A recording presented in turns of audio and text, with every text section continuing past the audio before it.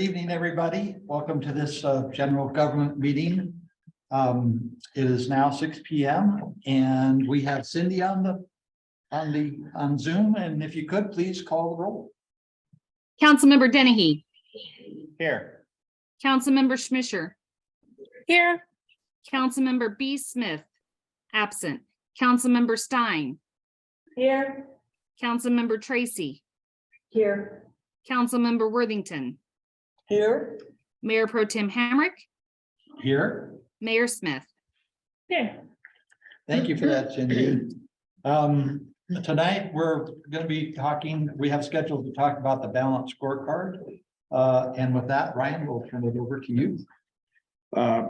Thank you, Mayor Pro Tem Hamrick. I don't like disappointing council, but I don't have an update for this balanced scorecard. The last time that we talked about this, I think it was end of July or early August, and we lost a couple of directors during that time, and I've not had the time to work on it. I do have a plan moving forward to get this done, and hope to have an update for you at a progress report at the retreat, and then have it completed by the end of May.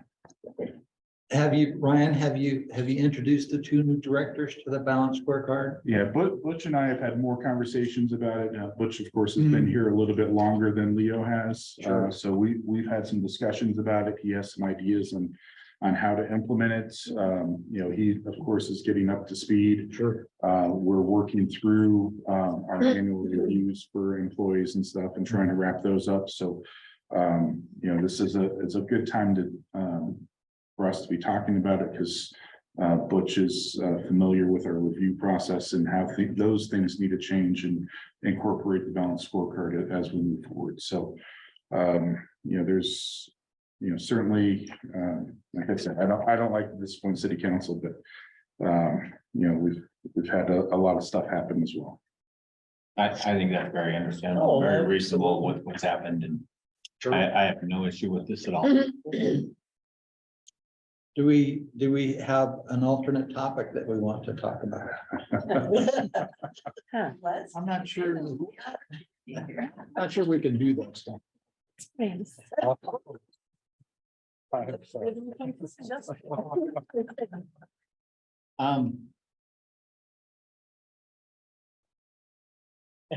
There is a topic I want to talk about. It involves an individual, if I can do this, who just went before the Variant Board of Adjustments. Board of Adjustments, and it's regarding that fence. The gentleman that was here at Yes. council that evening. Yes, I received a phone call from him today. And the Board of Adjustment said no on the 10-foot fence. Or 8-foot fence, excuse me, it's 8 foot. And immediately you have to have your fence down, you got to have it all down, everything down in 7 days. Oh, And I'm gonna say this, he has had a very big yard. And to put that, and he has big dogs. And that's also a common fence between really his neighbor to the west. Who have their dogs in their backyard as well. I think one thing that as council might want to really look at, the height thing is one thing. But his fence material is also not of legal. However, if you drove down Baldwin Avenue and you look at his fence, you can barely even see the fence. You're talking about the first 6 feet? Yes, It's not. it's very, it's a thin. But I'm gonna say this. That wire they're telling him is illegal too, but every person who has a cattle fence in town is illegal then as well, because that's basically the same material, and it's. And I think it's something that we as a council need to look at. If this was an ugly fence or something like that, the height of it, he says he has no problem. But he goes, and I can kind of agree with him that saying, because I've said, your fence looks nice. I said it when he first built it, not really realizing. But I will say this, his fence is nice. And I think that us as council we need to really look at when we're saying materials. And I'm not saying because, But because then people go, I want this approved and this approved, and it's gonna, snowball. But I think we need to do something, because if we said, well, put up a wood fence, I'll be honest, a wood fence does not look nearly as nice as what he has there. And I don't know if you've ever driven by it. I've seen pictures of it. Okay, you don't even know, you don't really notice the fence. And I'm not saying that, and he is one of my neighbors. But you do not notice this fence, and because believe me, I have my next door neighbor had a fence that was 8 feet tall, wood, looked like crud, and I'm the one who called the city back then to say, hey, this isn't right, get this, and now granted, it got cut with the chainsaw and the wavy, but at least it got cut. Yeah. But I'm just saying, I think it's something as council that, we really might want to see if we can go back on these fencing ordinances and we're still essentially, we're still a rural community. It's changing. But, he has an acre lot there. Well, And like, well, so what the issue here is that we have somebody with a compliance order now, and that's probably not appropriate. It's okay to generalize. Sure. But we should not be talking about his fence. right, okay. Well, then a fence that is, then I think that's something that we need to look at is different types of fencing. I think it's something that because in essence, then, like I said, and I've discussed this with Ryan, is people with barbed wire fence and put the hog fence on the bottom, then that is not of city standard either. But yet, as somebody who has cattle in his pasture once in a while, used to be yearly, but and I don't know what the difference. I mean, I know the height thing. Do you see where I'm getting at? Yeah, so the code has provisions for allowances. I think there are opportunities to ask for allowances as far as materials go, but I But the agree with height- Mayor Pro Tem Hamrick, there's a compliance issue here, so I don't want to get into specifics on a Sure. specific case. Sure. But there are potential pathways forward Okay. on some of these things. That's what I would like to see. But I guess the other thing just coming is because I am his councilman and I know that Councilman Smisher has been a little bit involved with this. But I know that, and even if the fence has got to come down, 7 days is a short period when you work full time. And he is, regardless of where he works. But that's a short time to take down a fence, get the materials and put another fence up. That's a very short period, and especially if somebody has a large. Well, not only the large yard, but you have to come down, get the permit and. So I think it's just something in the future we can look at. I'm on the Dawson Ranch HOA board. And we have the same issues with fencing and so forth, no wire fence, no this and that. But when I was a part of the approving people, it was like, if it looks nice. I guess maybe I was a little bit less stringent as far as, okay, here's the covenants, here are the bylaws. But if this one person did it in a very nice way, it's not obstructing views, it's not doing this and that. I felt that we had to have a gray area and allow that gray area to go through. And that's no excuse for not necessarily knowing the bylaws and stuff, because you're supposed to ask permission to put up a Ask fence. permission first, absolutely. And if they didn't do that, then you might be a little bit more stringent and so forth, but we also allowed a little bit of we had some white iron fencing put up that was a quote unquote a no-no. We let it go because first of all, they already installed it and we weren't going to be so mean as to say, take this down and better dang well read your covenants and stuff. Well, and remember too, there is a little bit, we've got essentially, if looking at the master plan, remember one of the statements in the master plan is that it's our long range goal as a city to do away with the agricultural uses within the city. Oh, really? Yes, that's a statement in the master plan, and so we're really in a transition period here because we have people with cattle in their yards, you know, and it's gonna be that way until there's a change of use or something like that on that property. And so it's likely to persist for a long time. But so it is something that, you know, I'm not sure if council wanted to take that on, Ryan, what would the appropriate procedure be to do that or to relook at that? To take on the use of materials. Well, so we've got the tension between our long-term goal of no agriculture and people with current agriculture. And so if they have to replace a fence, what are we, and they have an agricultural use like cattle grazing in their yard, what are we gonna tell them that they can't replace, like, you know? So, I mean, I think we have exceptions for replacement of materials and, you know, fixing, Yeah. you know, an existing fence. sure, You know, we run into the issues when it's a new fence. yeah. And Councilwoman Schmitzer has her Oh, hand up as well. thank you for that, Ryan. Yeah, please.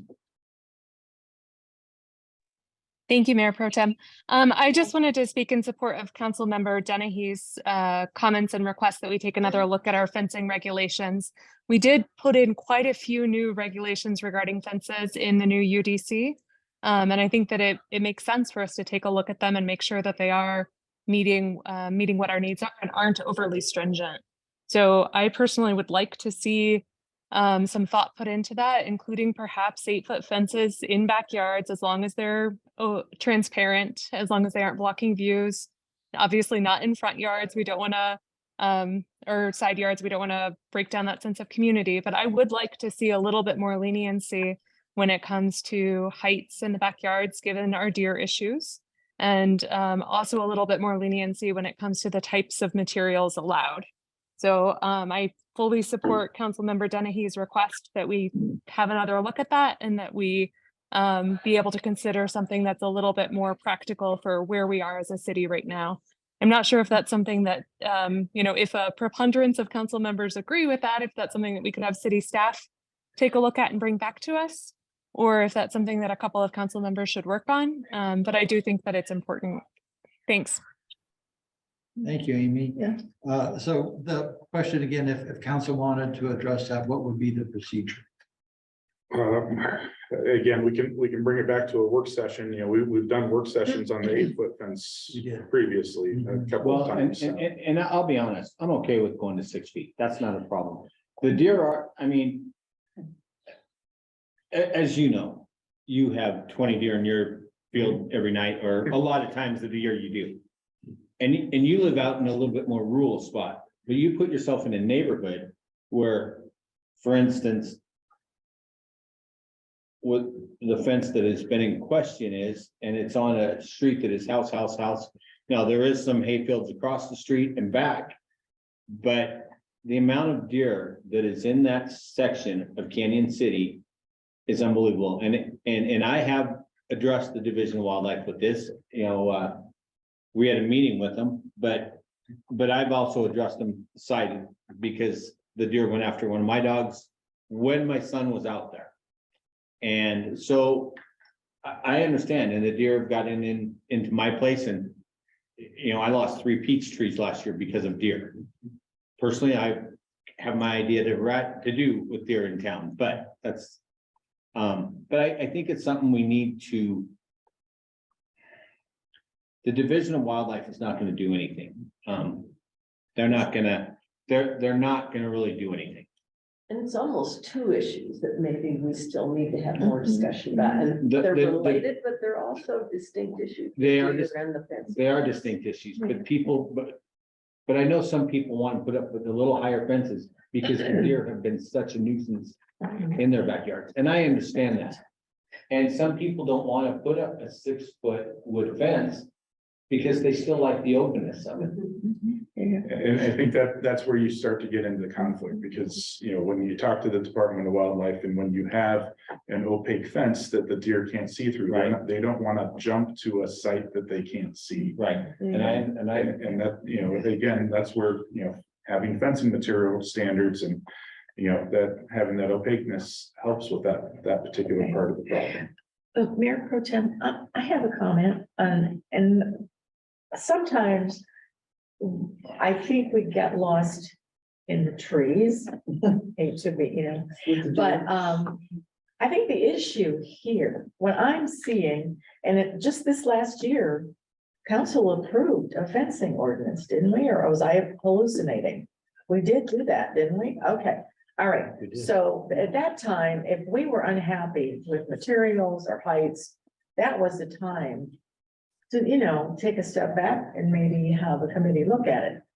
The problem, the true problem, and I've seen this over just the small time I've been here, and the time I've been coming to meetings, is people go ahead and do what they want. Then they come to us and it's like, oh, I paid so much for it, it's so beautiful, but they don't come to us first to see what their options are. And then they come and want us to make an exception every time. And so, I'm not saying that's good or bad, but I just, if we do have a plan to move forward and have, issues like fencing be, into our vision for this city, then we've got to stop just dealing with, somebody, it's illegal to let your horse run free. Well, then you let him out and then you come to council. Yeah. We just have to kind of, and if it means, I would say if we would go back and look at what our parameters are for fencing and decide, we're gonna make it the wild, wild west, then what's the point of having, any kind of regulations or zoning? For us to say, look down the road and say, well, there's a lot of people who have a lot of ideas and there's things they want to do with their fencing in their yards. Let's just make it a lot easier for them. We could do that. But it doesn't matter. The next person is going to go ahead and do something and then come to council for, an exception. So I hate to see that because there's a lot of bad feelings about the city when that happens. You know what I'm trying to say? Okay, Just, I'm gonna play devil's advocate. Yeah. Because I also hate to have a rule that is stuck in the mud when new things come to light. right, And so I want to be flexible enough to feel like when we have more information, more knowledge about a situation, whether it's fences, roofs, or whatever, that we're still are flexible enough to see the different side and say, we maybe need to readdress this. Well, I have a feeling that the city's code is a lot more flexible than the Dawson Ranch's HOP. Then what? Dawson Ranch's HOP. Oh. I think there is a lot- I don't know, they let a bar fence stay up. But I think there's a danger though, anytime like we did, there was a lot of careful thought into the ordinance. A lot of discussion around the ordinance of the fencing when we've done, it seems like it's been more than once that we've done it in the past 8 years. To have that flexibility and open-mindedness and there is a process to go through, but every time somebody comes here upset because they broke a rule, I don't want to say broke a rule, but they didn't get a permit or they broke a rule and they want to, if we're tempted every single time to change the entire charter to accommodate that's a dangerous slope. There's a point where you have to be like, there is, Yeah, I would say that that's, Understand that. that's kind of how we got into the situation with the code that we did have, you kind of make a knee-jerk reaction or, you make a change or an exception every time something comes up and before you know it, 10 years down the road, you have a Frankenstein code again. right. But even right now, it's saying, in X amount of years of basically banning cattle within city limits. That's one that even, you know, I myself, I live in city limits, I have cattle. I have them on my ground, I don't have them right now, but I have them on my ground. Off and on, you know, and as somebody who. That's a frustrating thing for me, because, you know, if I want my kid to stay here and live that style as well. In the next generation, that is a tough thing for I personally don't for think me. it's the goal of the city. to No, do I- that. just no. think that it's gonna just naturally get some Sure. point that this land Sure is it gonna is, be be- developed. just because of development. Just because of development. Absolutely, It's not a- I understand that, Yeah, we're not. and we're a long ways from that, a long ways. Until then, I love, and our property that we have, I love that there's cattle behind this. It's just wonderful. Well, even in Denver with Arvada and Lakewood, both of those subdivisions, there's still some farm areas in there. And how long has Denver been there as far as being expanding? So I think it will be a while. Oh, no, I know that. But I do, I understand. what You know, you're saying. yeah. I like that. I like to go to that part of Denver because it's fun to be able to see what's still available and what's still out there. So I see that too. Even before we went through the code, the code changes, industrial and rural living are the only two zones that allow for agriculture. That still makes sense. Oh, yeah. Council member Smisher had her hand up, but it went down. I don't know. You got tired. Yeah. My virtual hand got very tired. No, I wanted to comment on the fact that part of adopting a new UDC, what we heard repeatedly from the planners and from our city planner as well, is that things will come up and that changes will need to be made. So I don't think that anybody's talking about rewriting the charter or responding with a knee-jerk reaction to anything. But I think that we did have a planning firm from a big city, and it was written, we have had, I think, 2 or 3 omnibus bills to make minor changes throughout the UDC already. And I do think that it's important that we are, as Councilmember Worthington mentioned, that we are taking in new information as it comes in, and that we are willing and open to make changes as needed to our new UDC. Not in a Frankenstein manner to where we end up where we were before, but in a thoughtful, deliberate fashion. And I know that something that we have heard about not once, but many times is a problem that people have with deer in the city.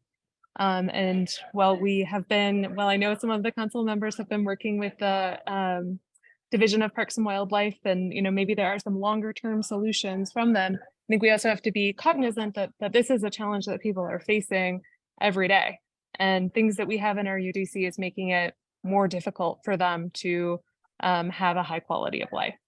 So I don't know if if Councilmember Dennehy and I are the only ones who are interested in potentially looking at this again, or if maybe we could go around and see if there is I think it's 3 council members that have to be in support of taking another look at something.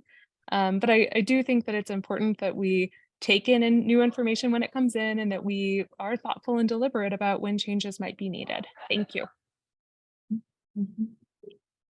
Thank you. I think because it is an issue that just comes up more often than most other issues, I would think that it's, at the very least, I think it's worth starting from each one of us individually, looking again at what it says in the code regarding fences.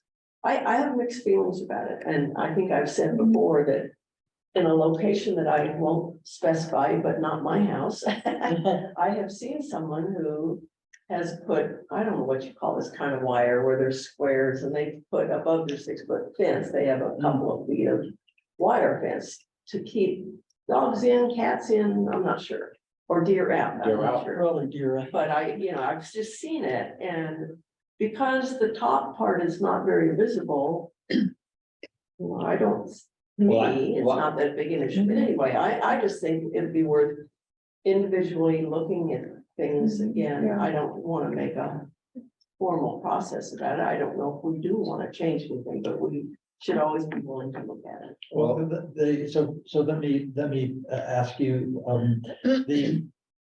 you don't want to look at it formally, but the idea is perhaps what we should do is have a committee meeting where we either individually or have a group where we go over fencing, deer issues, and then perhaps go from there to a formal process. Is that what you're suggesting? That might, yeah, I'm not, I don't want to be misunderstood. I'm not saying I don't want a formal process, but it just seems to me it might need to start informally. Yeah. And, you know, the deer thing, I do see, if we did a Venn diagram, so to speak, of deer issues and fence issues, there would be some overlap.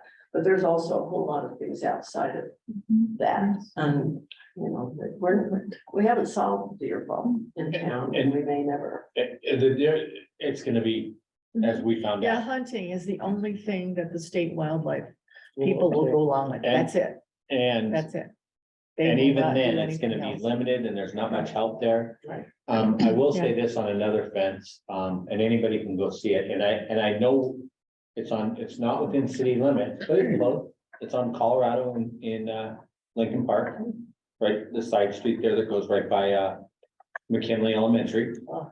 If you go down there about halfway on the south side of the road, there's a open lot hayfield with a 6-foot wood fence with a wire or string with little plastic ribbon ties going all the way down it. On top of the fence. On top of the 6-foot fence. And the reason, and I did get to talk to this guy, because, and I just saw him because he asked me, "Do you guys ever do anything out there?" And it doesn't matter, you don't live in the city, but, he has a 6-foot fence and the deer are continually in his backyard. So even though the Division of Wildlife says that the deer 6 feet, they're not gonna jump it, they are jumping it. And I know deer can jump more than 6 feet. Do they do it all the time? Down here, they do. But I'm just saying there, and then anybody, I mean, I bet you the guy would say, come sit in my backyard and watch. You know, but they do jump his fence, Yeah. and he has an absolutely gorgeous backyard by the pictures that I've seen. Yeah. And he said it, it's a huge problem. And if what he did was within the city, we would be on him for doing that as well. But all he's doing is trying to protect his property. It's just a for instance, and so I'm saying, you know, with what Amy, I think we need to, I'm not saying revamp everything, but I think we really need to look at some things here because they are in some instances an overlapping issue. And I've heard it and I've been one to complain about deer well before I was on council. And there is absolutely can't do anything. You know, do you have a gun like this? No, I can't do that because I'm within city limits. I cannot fire that. I can't discharge that. You know, as a resident, the only thing you can do is say, oh, I'm gonna go out and chase them. But if you have a little boy out there, or if they have little ones, they'll come after you. Oh, yeah. And believe me, I'm not as intimidating as John is. Your looks, is that what you're trying to say? Yeah. But, so, I mean, I get residents' frustration with the deer, because I've had it. I mean, it's just something that I think maybe we could slowly just look at something, and if, there might be a few alternatives. And the front yards are getting hit by it. Front yards are Let's getting- don't forget that. Oh, You absolutely. know, whether it's damage or just the mess that. We have a new resident in Dawson who's buying big bags of deer feed for them. Oh, And so we're dealing with that. That's illegal. Well, Wildlife that's because it's not in the covenants, so we can't address it, but we have. That's a state law. I know, Can't and feed 'em. trust me, if I was in shape enough to walk by that house like a lot of my other friends are, I would be stopping and talking to her, but, you know, yes, so I mean, it's just ignorance. Oh, and I'm sure there's people in every part of the city that feed, Oh, heavens, yes. and Yeah. I mean, there is. I mean, Yes. There are a lot I of think people there's that somebody on the deer. are that's the deer were the just neatest thing in the world. It isn't just a part of our reality. Right, There's right. going to be deer that. But I'm kind of confused and frustrated myself here, that I don't think we're looking at the core issue, which is. I don't mind, I'm open to new ideas, but for heaven's sakes, come to us first. Don't just throw your new idea out and then come whining to us. Because And I agree, I I just- understand that's that. Yes. No, I- If we're going to make an exception for everyone who comes in here complaining, why have the code? Let's just not do it. No, I agree Let's with make you it on the that. way. Yes, And, that's, and, you know, and I do agree with that. yeah. But what I'm saying is down the road. Let's look at the fencing materials and that, because. That's just my opinion. I mean, I think that's if somebody, fine, if yeah. somebody wants to still see, and yeah, they said that kind of fence doesn't stop the deer as much. Well, no, but it's still 6 feet high. And if they're jumping over another 6-foot wood fence, then I'm sorry, the Division of Wildlife, I'm sorry, your argument doesn't hold a whole lot of issue with me if they're jumping over both fences. You know, and I don't know, you know, I live in an area where there's a lot of deer, and I'm in city limits, and I have a lot of deer. So do we. It's everywhere. Yeah. Every. Yeah. There's always traditions. Yeah. So if we want to do something, what is it we want Ryan to do? Exactly. Yeah, but seriously, what do we want to do? I Do would we like want to to have look a at law? materials. Yeah, Materials in the sense that there's always new. Materials available that have never been out before, you know, as opposed to the wood and things that way. I'd like to look at materials in that way. And as far as the 8-foot fence. I'm I'm okay with it going back to 6. I'm okay with that. Do I think it stops everything then? No, no, but I'm okay with the 6 foot. You know, like I said, when my neighbor put up his 8-foot fence, but when I moved into my home, it was just barbed wire fences going all the way down. You could see, I could walk out my back, it was wide open. One person put up a fence. yeah, and bingo, the next one. No, there's still only one fence along there, but it blocked the view and that, and so, but I think if we looked at materials, height. I complained about an 8-foot fence when my next door neighbor had it, so I'm good with keeping it at 6 feet, I really am, but. I think we can look at some different materials and, So Ryan, Because- maybe could you send us the fencing code again, and especially the That's a good material? idea, yeah. Let us I mean, this kind of jumped at us, we aren't prepared, really truly prepared. Right, for this no, and I- conversation. And really do some reflection Mhm. on that, and then maybe we'll come revisit this, if there'll be a desire for. Is there anything, getting back to the original example, 7 days, I don't think is fair. And I don't know, who am I to go to, you know, well, Or I the can have this. Whoever, and if anybody has it, I can have them reach out to maybe even to you and say. Can I have 2 to 3 weeks, you know, I don't care who it is, if you have a full-time job. And you have to take down a fence and put up a completely different fence. That's time consuming, that is very time consuming, and so, just my thought on it. They can work through me. They can work through me. Okay.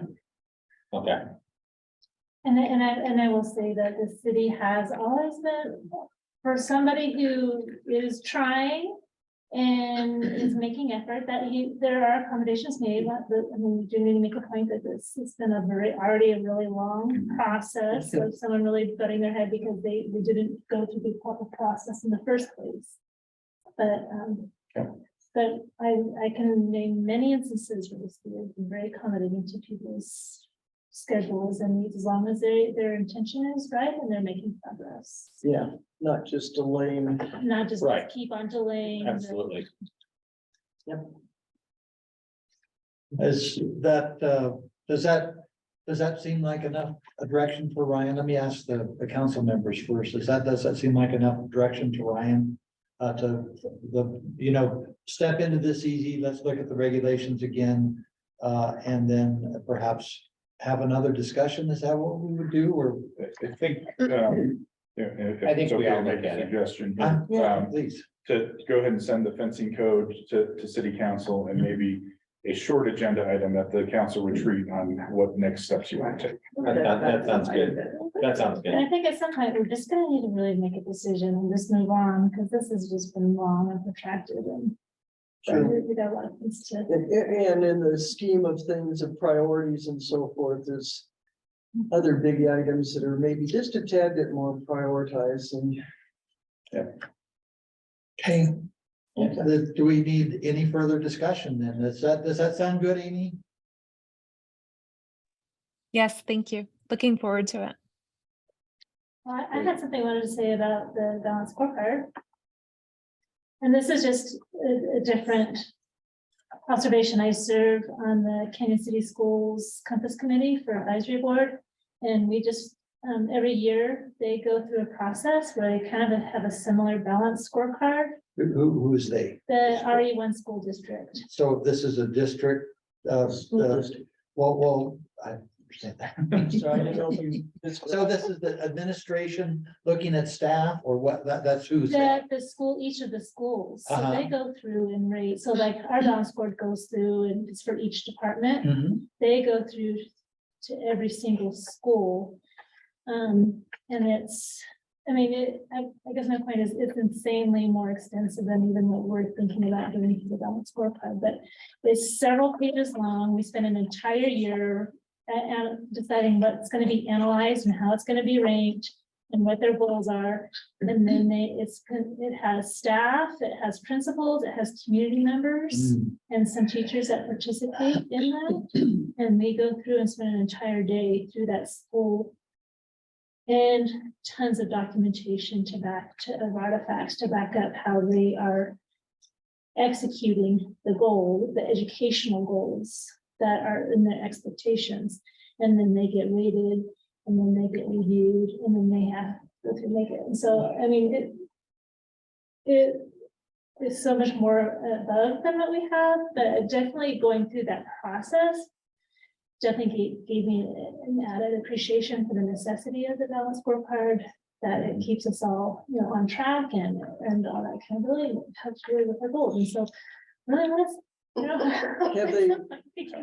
Have you seen improvement in the schools? The school, so each school, because the principal, we meet every month and the principals are all there, and they definitely have said, like, when we plan for our next year, all the plans that we make, all of those decisions are based on making sure that we fulfill what these expectations are. So when we come and get rated, we know we have it all. We can check off these boxes. So it really does, they say that it really does guide where they go and what they do. Okay. Any other discussion? Yeah. One topic for me, I sent out an email today, CML and National League of Cities are looking for a letter of support regarding some pending legislation or proposed legislation regarding rail safety. If you guys have a chance, please take a look at that and let me know. There was another derailment today. Yes. Another one today? Yeah, luckily it was empty coal cars, but they're, In East Palestine? pardon? Was it in East I was Palestine? prejudiced and I just heard about the derailment. I didn't hear where it was. I think, wasn't I think there was Midwest. one in Ohio again. but that was- Again, it might That was a have couple been. of days ago. And this, luckily, quote unquote, luckily, it was only fuel that leaked out of the engine that derailed. There was nothing else that was of a toxic nature. But It's that a again- huge issue, and It is. I replied back, and Yeah. or some of you may have seen, I replied it, and I have to try to find this, but I know that I have read that there is still in the back of somebody's mind, who that is, I don't know, that this rail route could someday be reopened again. And part of this relates to the discussion in their communities in northern Colorado that are fighting this Uinta Basin Railway plan from eastern Utah that would bring heated rail cars of what they call waxy crude. I'm sure there's another name for it. That a lot of folks view as being pretty dangerous to be training that stuff through communities because, you have a derailment, then you've got heated cars. So Well, there was Material even the issue burn. when they were doing the Pueblo Depot, when they were doing the remediation. Thank you. The remediation of the mustard gas and how they were gonna get the spent stuff out of there. And I mean, I think they ended up with trucks, but then they talked about railroad at one time and it's like, and there's gonna be a lot more of that probably going on with different types of materials and it's gonna be rails. So you got my messages. Yeah, I thought that was important. So yeah, if you haven't responded, please do so. Have an idea of how council would like to move forward. Yeah, and part of that, like sometimes I get requests for letters all the time, and I've given you some of those lists. Recently I just did one for the city for a grant, and then the Rialto Theater, but this one came through. I'm like, I think we better get council's feedback on this, and some are no brainers, like, but this one. like, Right, sure. Definitely needs No, to I have. appreciate it, yeah. Okay. Any further business? Okay, we're adjourned.